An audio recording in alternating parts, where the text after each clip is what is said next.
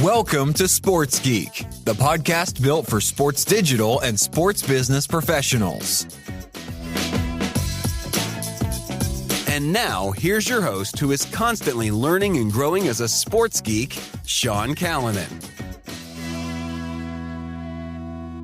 Thanks, DJ Joel. My name is Sean Callanan, and you are listening to episode 322 of Sports Geek. On this week's episode, my guest is James Johnson, the CEO of Football Australia. Thank you very much for listening to Sports Geek. You might be doing so on our website, sportsgeekhq.com. That's where you can get all the episodes, all the show notes, all the links to every episode is available at sportsgeekhq.com. But also, the podcast is available on all the platforms that you might listen to podcasts, whether they be Apple, Google, Pocket Casts, Spotify, and all the ones in between. Hopefully, it's in your podcast feed as a regular listen. As always, you can reach out to me with podcast guest suggestions. I'd love to talk to people who are killing it in the sports biz space. So please send me an email, sean@sportsgeekhq.com, or reach out on the socials at Sean Callanan on most platforms or at SportsGeek on most platforms. So I'm going to get into my interview with James Johnson. He's the CEO of Football Australia here in Australia, looking at all things national team development of football, soccer as some people might call it, the national teams around the Socceroos and the Matildas, and some of the and how he got to his role in the CEO and his experience across the world of football. So looking forward to that. Stay tuned for after the chat with James. We've got another conference announcement. Really looking forward to doing a live Sports Geek podcast interview at a conference, but we'll get to that after my chat with James Johnson, the CEO of Football Australia.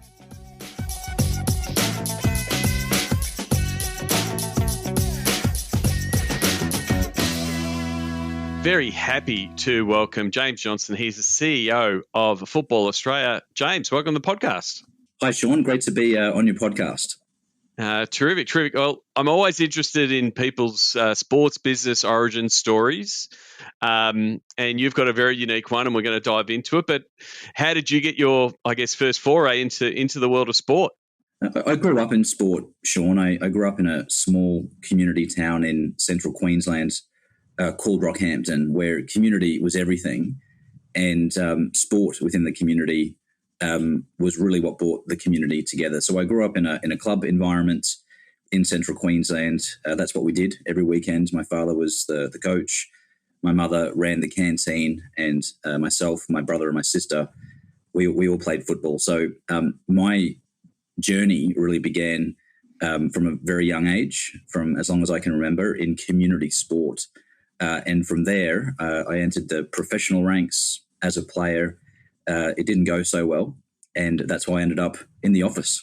Oh, but don't discredit yourself from a playing point of view. You played with Brisbane, you played in NCAA, had some representation with the Joey. So don't downplay. Like I like to downplay my basketball career, but you actually had some reps. So don't downplay that. But obviously, like a lot of people, you play sport. Was heading into sport something that you wanted to do? I mean, you went and trained as a lawyer, but was there always a goal to go, how can I be part of this, part of sport, be part of that wider community? Was that sort of why you went into law, looking for an angle to get into the world of sport? It wasn't initially, at least it wasn't on my mind. I think growing up in a small town and in a community is you really understand the value of community, because unlike living in Brisbane or Sydney or Melbourne, there's not as much to do. So you're really investing in relationships and people. And community for me was everything growing up. If I look back now, when I made the transition from the corporate world, I was a lawyer, a commercial lawyer in a law firm in Brisbane. I moved into football administration. What I realise now, looking back, is it was really about purpose. And I felt being in sport and hopefully one day being able to lead sport, which I do now, was really a way I could give back to the community and help the community through sport. So I think looking back at it, I probably didn't know it at the time, but I think I did want to be in sport, and really it was for the purposes of making the community a bit better than had I not been involved. It's a funny one. I've had chats with mates around following your passion and people trying to find your passion, and it's like, but your passion follows your effort, and like you're talking here about community, and you're sort of just drawn to that, and it becomes what you do. It's sort of like chicken or egg. But one of the first things going from being a corporate lawyer was with the PFA, the Professional Football Association, and sort of again having that experience of being a player, knowing what players go through. Was that a good grounding to start understanding the other side, of the table, from a world of sport and especially from a world of football? Yeah, I think starting off in a player union was really good for my development. First of all, it was my age. I was still I was mid to late 20s, and I was the young sort of general counsel of the union at that point. So I knew many of the players. I'd grown up with many of the players, so I was able to establish or reestablish those relationships with the players, and that's very important in a union because ultimately you're representing players individually, but also collectively. And that was something that it's hard to do if you don't have those relationships in place. So I think having had those relationships, it really allowed me to be effective in the role. I was very passionate about player rights. I still am very passionate about player rights, even though I'm in management now. But I think seeing the world in sports through the eye of the athlete, it really taught me a lot about where sports are going today. And sports have moved from a very management, club-centric model to a very player-centric model. Yep. And I think beginning in the union has really allowed me to understand what's important to players. And it still is today. When we negotiate with our players, it is actually genuinely important to me to understand what's important to the players. And then really our job as a governing body and an organisation that runs national teams is to react to what's important to the players. And my knowledge in this area was really enhanced starting out in the player union. And then from there, a lot of people, either they be listeners here in Australia or in the US, understand Australia's place in the larger Asia-Pacific region, and you went into a role with the Asian Football Confederation. Like, how important was that for you to get a bigger understanding of, one, the global game that the world is, but then also the importance of the Asia-Pacific region in our part of the world? Yeah, so I did a course at the University of Melbourne while I was at the Players Association, and it was called Leading in Asia. It was called Asia Link Leaders Program. And I was really fascinated by the way in which Australia was shifting from a very country with very strong ties to the UK to one that was trying to establish itself in Asia, both in government but also business as well. So moving into the Asian Football Confederation, I thought would be great for me to learn more about Australia's place in Asia. And of course, I knew that I could bring my own skill set and be effective in the role because of the experience I'd had in Australian sport. So, look, it was a fascinating time. I entered the AFC at a really extraordinary time as well, just by luck. It was around the time when Mohammed bin Hammam, who was the president of the AFC at the time, was suspended by FIFA for life. So there was a lot of change that occurred at the 2.5 years that I was at the AFC, but it was a very interesting experience and one that I think I got a lot out of. It was also, I think, the access and the journey into FIFA. It allowed me to move into Zurich, into Switzerland, which was my next move. But having grounding in Asian football, understanding the culture better, understanding the way in which different countries work in Asia, the intricacies from country to country was really a valuable experience for me. And you mentioned there, it started opening up those networks. And is that where that head of professional football role at FIFA and the move to Zurich sort of opened up and that opportunity came about? Yeah, so while I was at the AFC, where I was the Director of International Relations and Development, we overhauled all the development programs in Asia.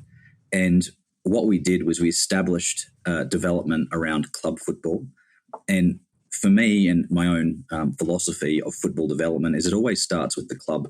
If clubs are strong, the broader game is strong. If clubs are strong, leagues are strong. If clubs are strong, associations are strong. So our development strategy was really evolving around growing club football and the clubs themselves. So that was a very successful change for the AFC.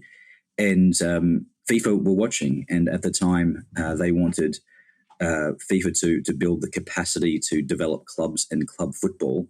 And that's what I went to Zurich to start. We started off with developing club licensing worldwide, which is really a system that puts framework around clubs from the technical side to the governance side to the commercial side.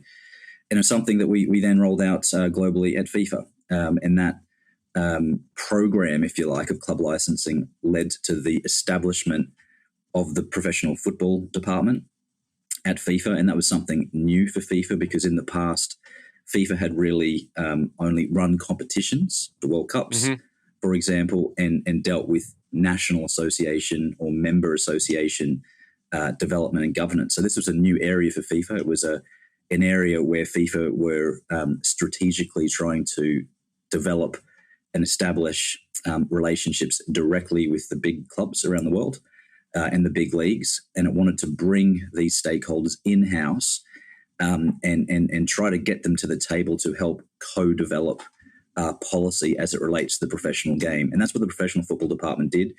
And yes, it really sprung out of the successful work that me and my team had done at the AFC. Well, I mean, FIFA, as most people know, a massive organisation. The fact that you're starting at a new department, like most, being an older organisation.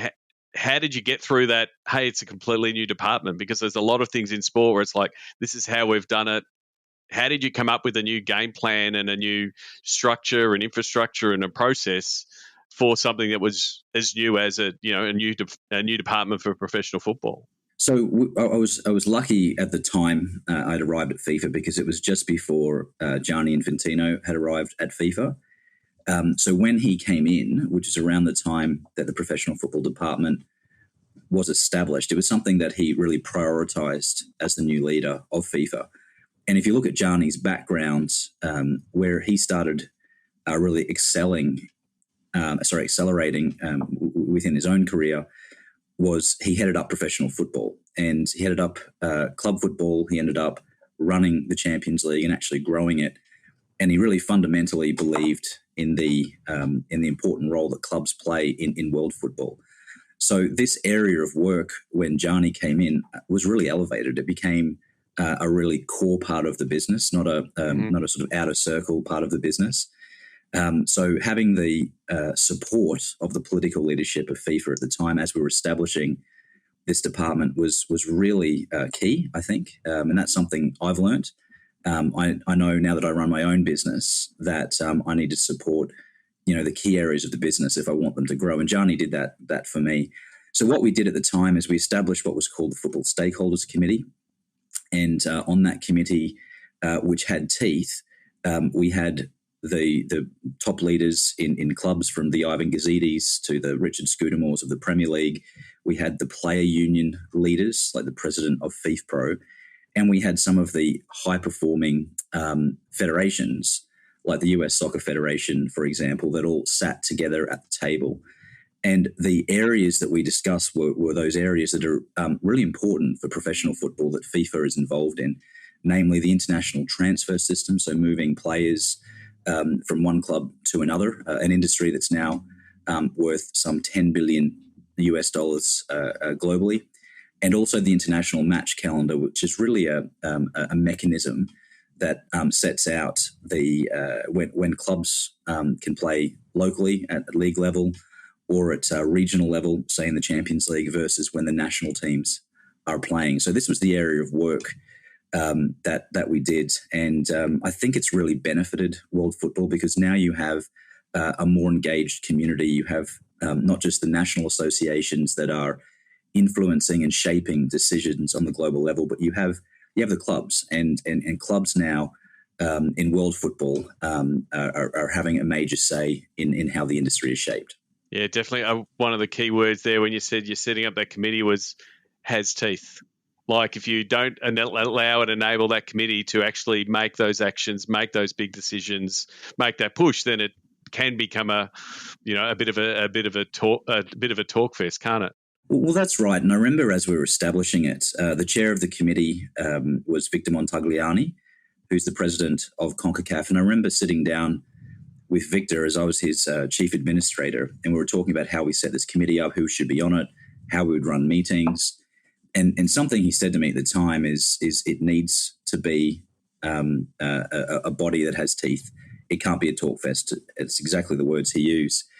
And that was important because when we were selling the committee to people like Richard Scudamore, for example, I remember them saying to me, if this is just going to be a talk fest, we will not be on this committee. We'll show up to one meeting and then we will leave. So really, our focus was on making sure the topics are relevant to the stakeholders and the industry, and making sure that when we take decisions, those decisions are followed through.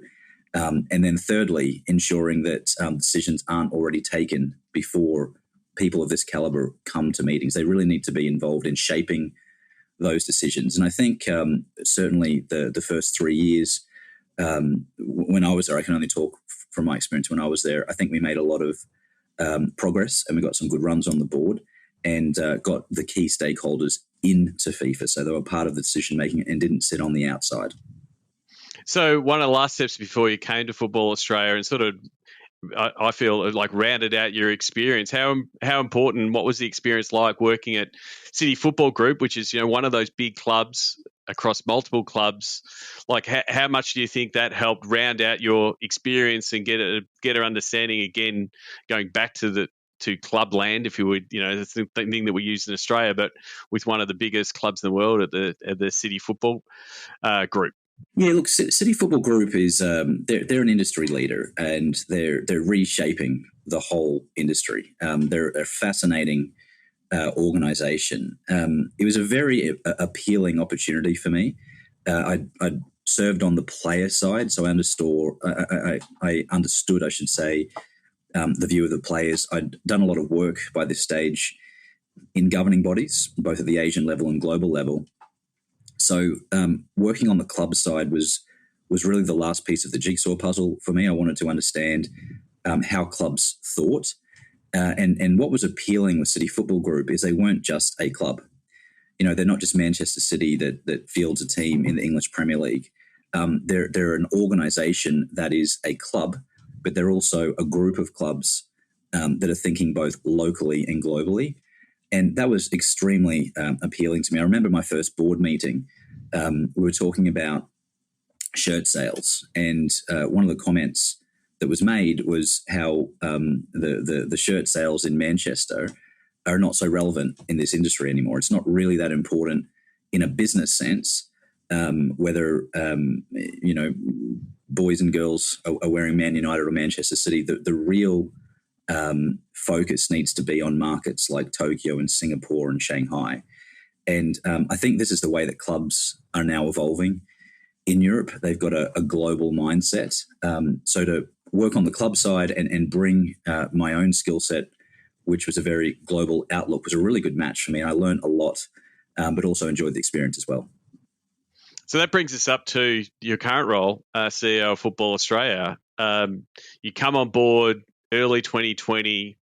Australia is slowly coming out of its COVID slumber, if we want to put it that way, to be kind. What were those first 6 months like? There was coming back to Australian football. What were some of your, key things that were on your desk when you first arrived at Football Australia? So I arrived in mid-January 2020. So it was actually right before COVID hit. So I came back with all these ideas around what I wanted the vision to look like. I'd taken a lot of notes, and I was doing a lot of listening, and I was really excited about the opportunity to transform Australian football. And that was important for me professionally, but also personally, because as I said at the start of this podcast, I felt it was an opportunity to give back to the community that I grew up in. Now, it got smashed to bits unexpectedly because of COVID. So, 8 weeks into the role, I found myself having to shut down football at all levels, having to stop the A-League men's from playing because they were in the back end of their season, stopping community football, and really winding down our national team programs. So that was really a hard thing for someone that had come in with ambitions to transform the sport. What I learned, though, is that it's a different kind of leadership because there's no playbook for COVID. So it was something that I was learning as we went about it. But what we tried to do, and I think looking back, I think we were successful in doing it, is we tried to spend just as many hours when we were going through COVID on reacting to issues as we did spending time on trying to use COVID as an opportunity to drive change and set ourselves up when we would come out of COVID to change. So we tried to get that balance between reactive and proactive thinking within the organisation. It was very hard at the time. It was hard on the team. But what it allowed us to do, Sean, is to really think about what sort of vision we wanted to put out and how we wanted the game to look different as we came out of COVID. And that's when we developed what we call the 11 Principles, which was it's an elaborated vision, and it sets out what we wanted the sport to look like in 15 years' time. But it also included within the vision some key measures that we wanted to achieve. And the first one was going hard and trying to secure the Women's World Cup, which I felt with my skill set and networks, I was able to really help us succeed.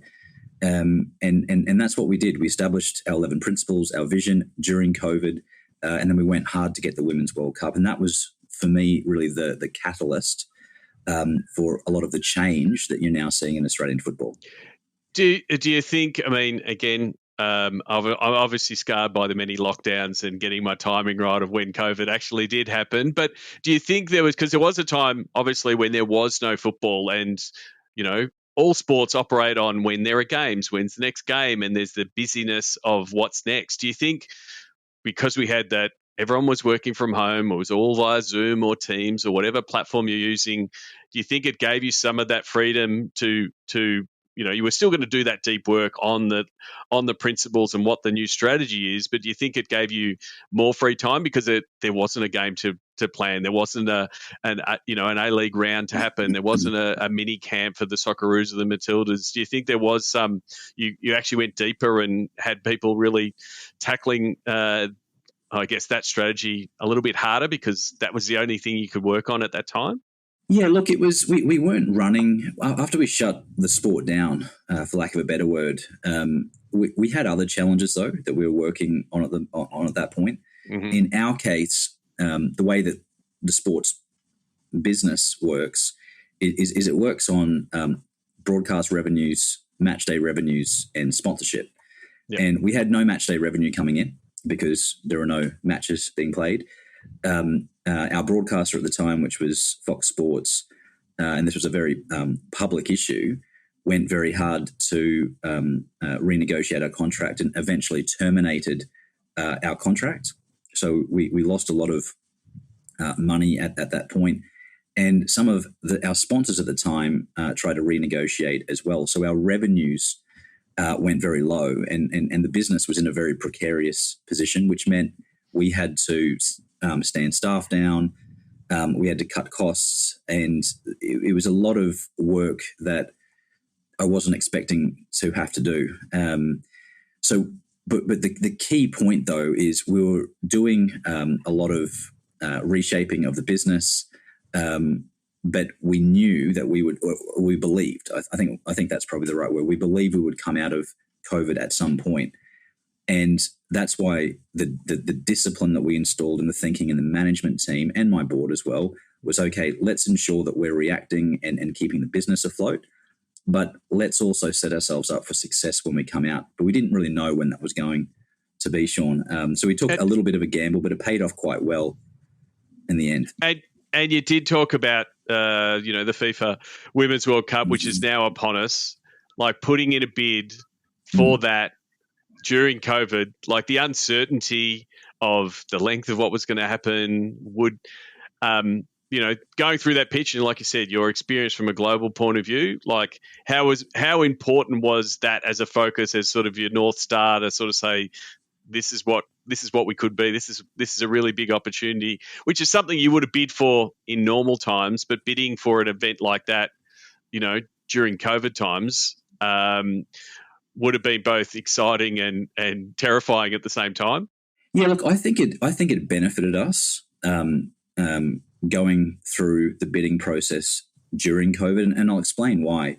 We had a great bid, but we also had a great bid in 2010 as well, and we know how that turned out with one vote. But the trick is it's having the relationships, and I'm not talking about the ability to send a letter or an email and then jump on a flight, and go and present for 2 hours and then fly back. I'm talking about established relationships where you can really get behind the curtain. Having relationships where you can speak openly with people that vote on the Women's World Cup via WhatsApp.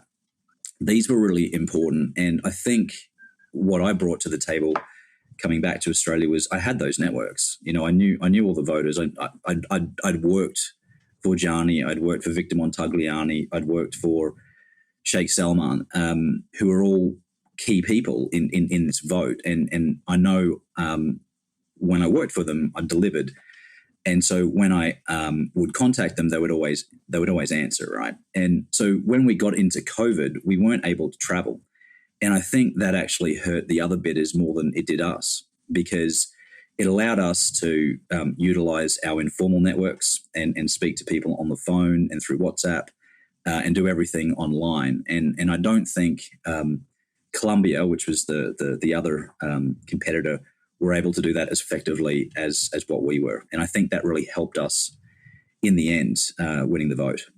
Definitely. And again, wove into those 11 principles, some of the ones you've got there of resetting the Australian football narrative, and also Australia becoming the centre of women's football in the Asia Pacific region. Like that was, some key parts of your principles, but also key parts of the pitch to say, this is why, the event that is going to be here later this year is going to be an amazing event.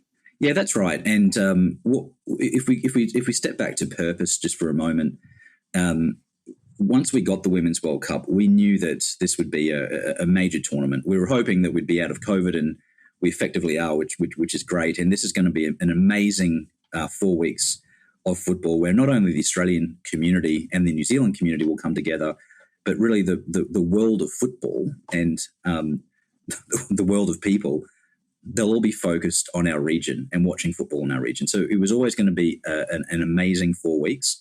But what's really important, and if we go back to purpose, it's the legacy that the Women's World Cup will lead. And having worked for organisations like FIFA and AFC, you can really look at where major tournaments leave an impact and those that don't. And so what was important to us the day after the bid, the successful bid, was that we start talking about how we'll create legacy of this tournament. And that's what we did. We did that the day after we won the bid. We weren't celebrating, and probably a lot of people think we were. We were actually doing the work to make sure that we could produce a legacy that we could articulate, so that we could go to government and corporate Australia and really ask for funding so that we could bring our legacy vision to life. And that's something that we've done and we talk about every single day since we won the bid. And ultimately, that's what's important. What's important with hosting major competitions is not the competition itself. It's the legacy that competition will leave. And that's really where our focus has been for the past 2.5 years, Sean. Terrific. I mean, you are talking about, and part of the changes that have come past has been the decoupling of the A-League and the FA and this setup of the Australian professional leagues around resetting, the products that are available. How much has that been, I guess, really important from giving you, from a Football Australia point of view, the focus that you do need, but it's also the best move for the game going forward? Yeah, look, it was an odd decision to go early with the unbundling. We unbundled after 12 months of me being in the seat, and it was a challenge for me, and I can admit that, because my background, where I feel most comfortable in sports, is club football. You know, professional football at FIFA was club focused. I'd come straight out of a club, so to relinquish the league a year after I'd started, I think a lot of people thought I wouldn't want to do. But what I believed at the time is, if we were going to bring our vision to life, which was a thriving ecosystem in Australian football, I needed to be able to spend my time as a leader of FA, as the architect of the whole game, but also to focus on taking advantage of the Women's World Cup, so the legacy piece.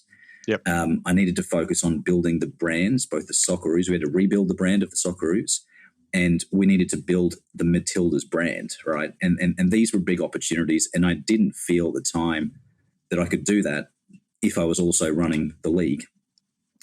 On top of that, I felt at the time that the clubs needed a specific focus on building the competition. They needed an executive team and a board that woke up every day and thought about how we build the league. And I do think that change was important. It's been important for the brands of our national teams. I think everyone recognises that now. I think it will be important when we reflect on how the Women's World Cup went and how the legacy around the Women's World Cup went as well. And I think with the league, I think this is going to grow. It's set up properly. It's had a hard couple of years post-unbundling, but This is quite normal when leagues unbundle from federations. I've no issues, and I'm very confident that the league over the next 5 to 10 years will grow a lot more than what it would had it been bundled with Football Australia. And I think, like you just said there, the split focus that national sporting orgs have when they're running leagues and national teams and participation programs and legacy programs can get, can be hard to manage. And you've now got, some terrific, iconic national teams in the Socceroos and Matildas, where all the energy can go in. Like you look at the brand data of where they're sitting in the Australian landscape. They've got, terrifically recognisable names, and then you start getting the performances on the field, like the Socceroos in Qatar. Like they are the team that everyone will get up in the middle of the night and we will all cheer for. And then you've also got the Matildas, who are one of the best football teams going around, and we're super lucky to have them. What is it like, building up those brands, but then seeing those performances on the pitch and seeing, that national identity grow around those two teams? It's a very good question. So I think building sports brands, it's the chicken and the egg. You need the team to perform on the pitch, but then the management needs to match that performance off the pitch. And I think we had to treat both teams differently, because the Socceroos have historically been a very strong brand. Yep. Since about 2006, the brand got very, very strong. But all the measurements said that from about 2017-18, the brand had actually started to become less relevant in the landscape of Australian sports. So really the focus for the Socceroos was on trying to use the historical power of the brand. And we went very hard last year in 2022, before we qualified for the World Cup, to tell stories about the 100 years of history, because the Socceroos had turned 100 and they have an amazing history. So we wanted to tell that story. And we think that really helped starting to rebuild the brand, because people remembered why they loved the Socceroos, because their beginnings were there were these local players from Queensland and New South Wales, and they had this vision to make Australia more relevant globally at the time. That was in 1922. So we wanted to really tell that story and try to bring the brand that exists today back in line with who they were in 1922. So we felt that was a rebirth, if you like, of the Socceroos. And then, of course, the qualification, the way we beat Peru, it really brought the excitement back for the Socceroos. And then in the lead up to Qatar, everyone loved the Socceroos again, and we know what happened in Qatar. The team performed extremely well, and the brand is very powerful again. Matildas, on the other hand, very different because they're a great team, but they weren't a brand. At least that was my view. They weren't generating revenue. They weren't promoted as well as what they would. So we tried to use the fact that the Matildas were going to play at home in a Women's World Cup once we won it to really build a brand. And we spent a lot of time telling the Matildas stories as individuals, but also telling the stories about the team as a brand. And there's some amazing stories there. And I think that brand now has just gone from strength to strength. You're seeing the likes of CommBank come on board. You're seeing them on free-to-air television. Every game everyone can watch. And what we'll see in April, which I'm really excited about, is a Disney documentary. There'll be 6 episodes that will be released to the 150 million Disney subscribers around the world that will tell the Matildas story. And this is something that I think will take the brand of the Matildas to another level. Yeah, totally. I think one of my favourite tweets, I think in a recent Matildas game, someone was watching the Socceroos and a young boy said, "Who are the Socceroos? Are they like the boy Matildas?" Such was his affinity of watching the Matildas and saying, "This is amazing," to say that's what, that was his first foray of being a fan of football was through the Matildas. So through something like this, through Disney, and then, again, these young players are playing FIFA, and there's, a prodigious talent like Sam Kerr on the cover. Like, it's amazing to have, one of the world's best footballers in Sam running around for the Matildas. It's it's going to be it's a great opportunity to build on that brand. It really is, Sean. I think something you said there was kids are playing games now, and I think that's where the industry's changed, because when you and I grew up, sports was about the 90 minutes in football on the pitch, right? And it's not like that anymore. And all our data is telling us that the consumer want to know more about the athlete in particular. They want to know what kind of coffee Sam Kerr drinks on a morning. Where does she walk her dog? So in building the Matildas brand, we've really tried to find ways outside of the 90 minutes of play that we can build that brand. The documentary that I just mentioned is one of those strategies, but it's also trying to engage with a younger audience in a different way. And it's more than just what they do on the pitch. It's everything around it. And I think that's the direction that professional sports, are going in 2023. Definitely. Before just last one, I'm now outsourcing one question to AI bots just to see how they go. And so this question is, what are the challenges and opportunities do you see for the sport in the next decade?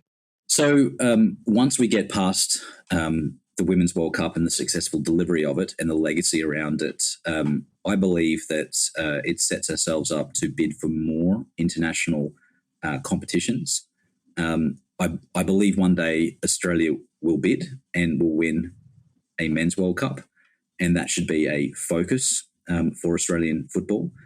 So I think there is an opportunity there to use a successful delivery of a major competition as a stepping stone towards a future bid of a Men's World Cup. I do believe that. Now, we're not going to get a World Cup in the next 10 years, but we can certainly prepare ourselves to bid for a World Cup in the next 10 years. And I think having the experience of running the Asian Cup in 2015 and then a successful Women's World Cup in 2023 really puts Australia in a strong position to do that. So I think that is a big opportunity. I think the evolution of club football in Australia is an opportunity and something that we've planned to do in 2024 once we get past the Women's World Cup, is establish a second division club football competition. And the rationale there is to really evolve club football so that we've got more than just 12 A-League clubs producing player talent. We really need a pipeline and an ecosystem where we have more than 12 clubs, and that's what we think a second tier will do. So I think that's the opportunity. I think the challenge is it's competition, and the Australian sporting landscape is very competitive. So the challenge, and I think the risk, is not being able to maintain the level of interest post the Women's World Cup.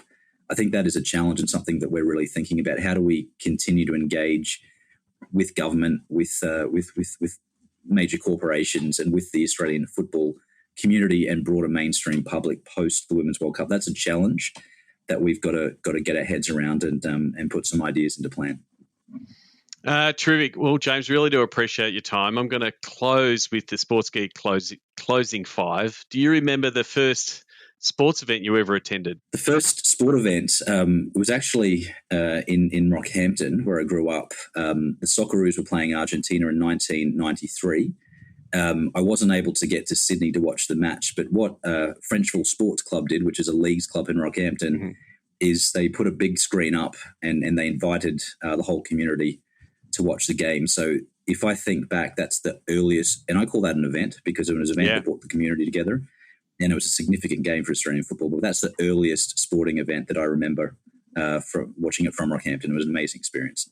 Terrific. Well, you would have been to a fair few sports events in your time. Do you have a favourite food memory or a go-to food when you're when you go to a match?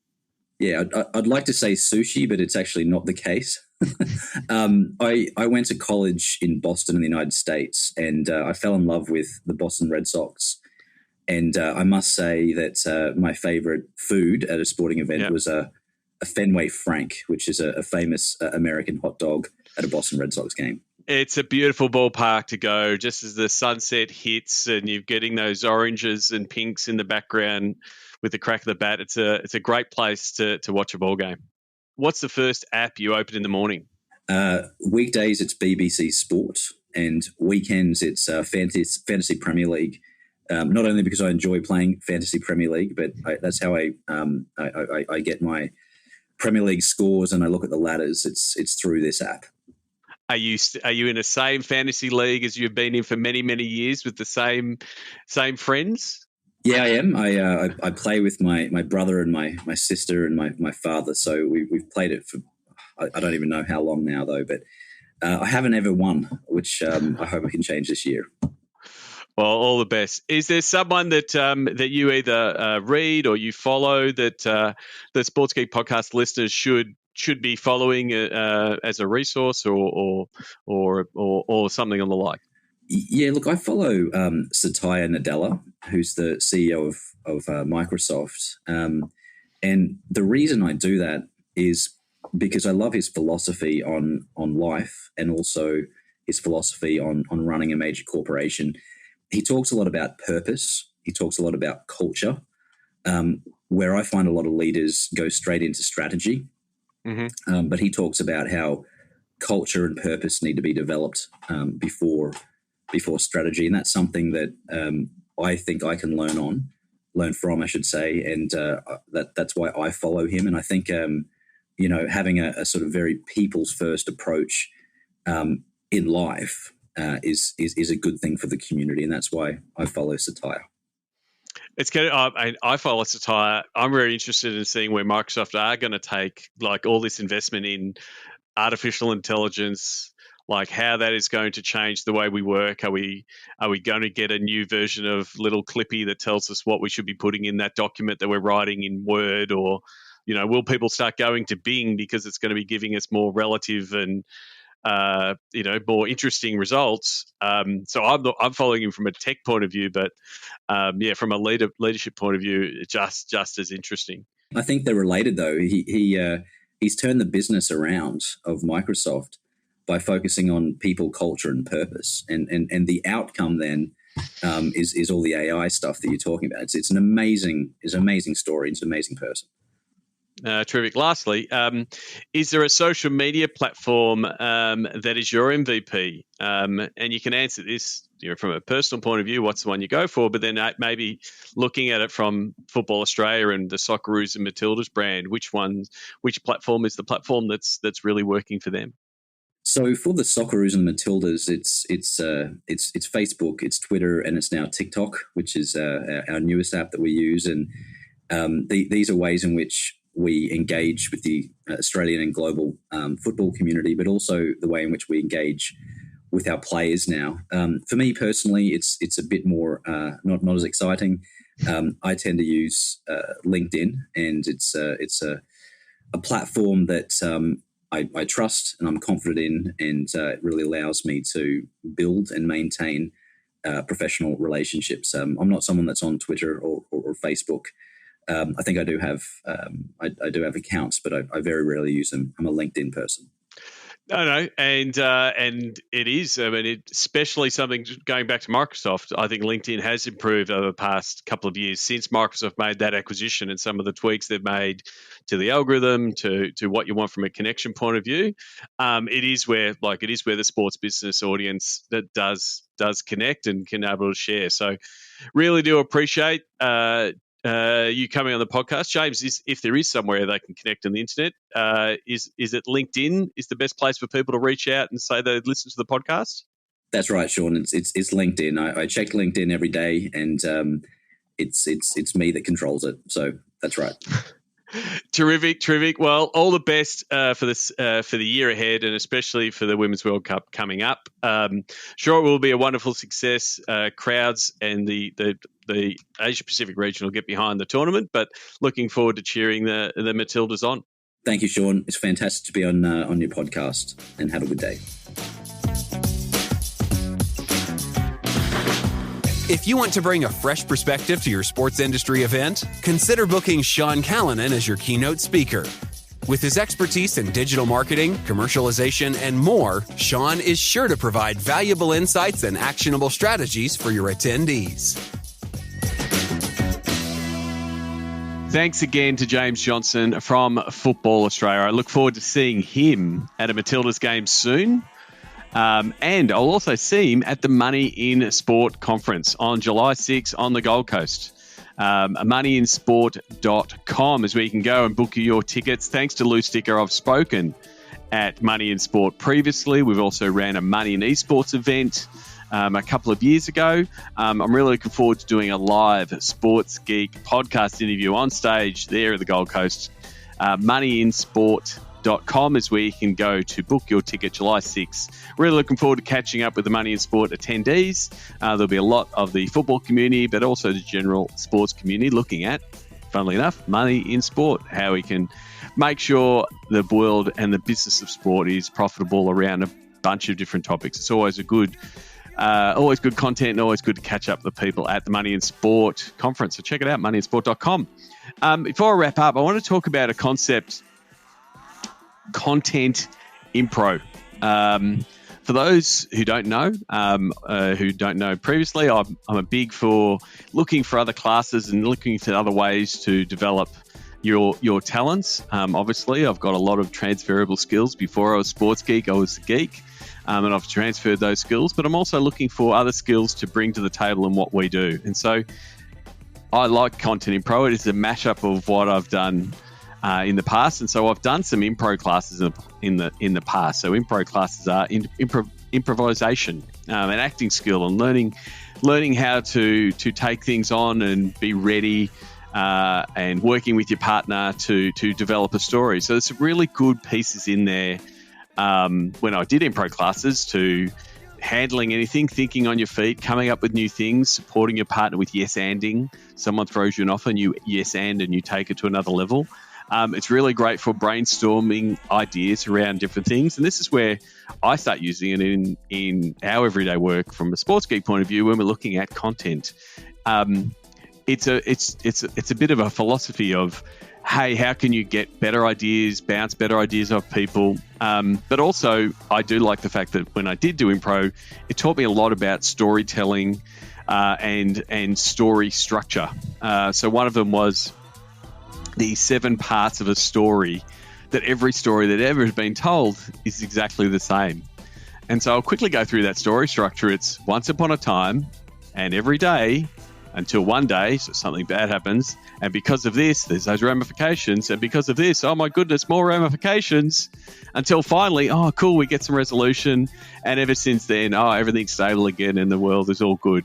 And so you can apply that story structure to a lot of different big movies, any particular story, whether it be a children's book or a Marvel movie, or even a Instagram reel or a TikTok video that's trying to put in those hooks. Like, how do you elevate? How do you make a twist?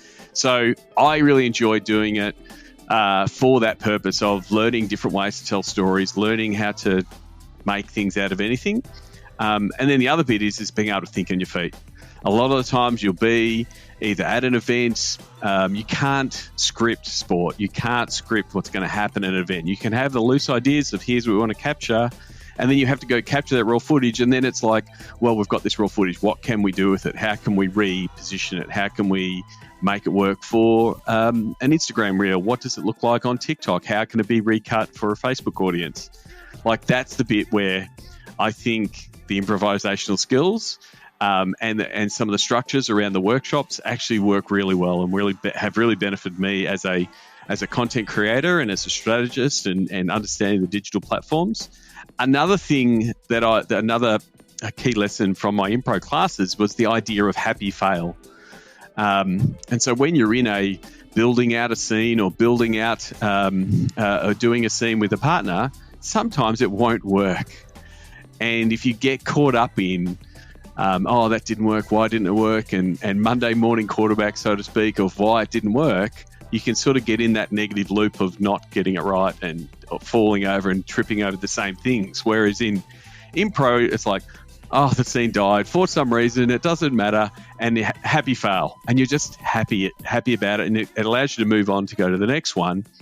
And where I apply that from a digital point of view is that sometimes you can get into a meeting or a Zoom call or a Butter call. We use Butter from a video point of view, and you're discussing, will this work? Oh, we should do this and doing this tweak and do it.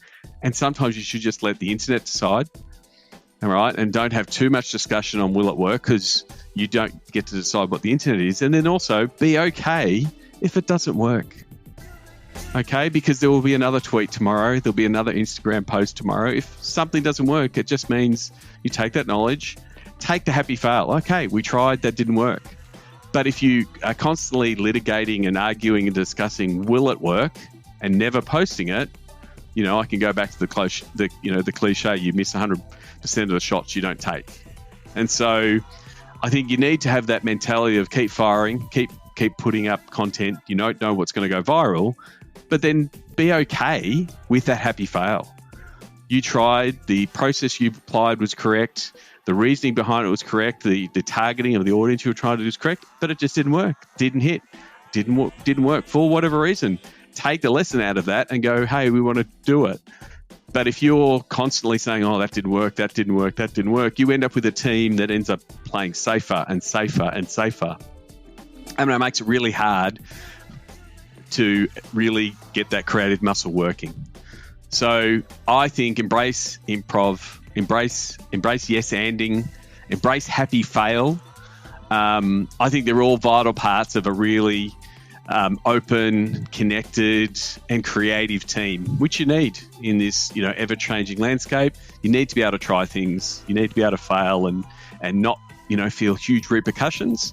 I think it's really important. A shout out to Melbourne Impro, who I've done classes with in the past. I most likely will go back and do classes again. I'll probably catch some of their shows during the Melbourne International Comedy Festival, which is coming up soon. Looking forward to that.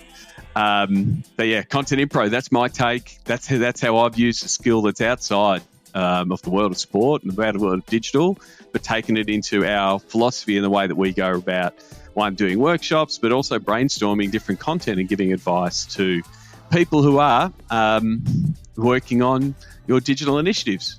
So that's it. I mean, if you want to do effectively a content impro class, you can do that with the Pick My Brain 2-hour session, and we'll test out some of those strategies. We'll do some yes-anding. We'll ideate some things. But what we won't do is decide that it's going to work, because we'll let the internet decide. You can sign up for a Pick My Brain, which is 2 hours over video. We get to shoot the proverbial, because I won't swear, and figure out exactly how we can solve those problems. You can go to sportsgeekhq.com/pickmybrain to check those out. Until next episode, my name is Sean Callanan, and you've been listening to Sports Geek. Don't miss out on the latest news and updates from the sports industry. Sign up for the Sports Geek News email newsletter today and stay informed on the latest trends, insights, and analysis from the world of sports. Sign up at sportsgeekhq.com. Want to help drive more revenue from your digital efforts? Book a time for a call. Go to sportsgeekhq.com/phone call. For more resources, go to sportsgeekhq.com.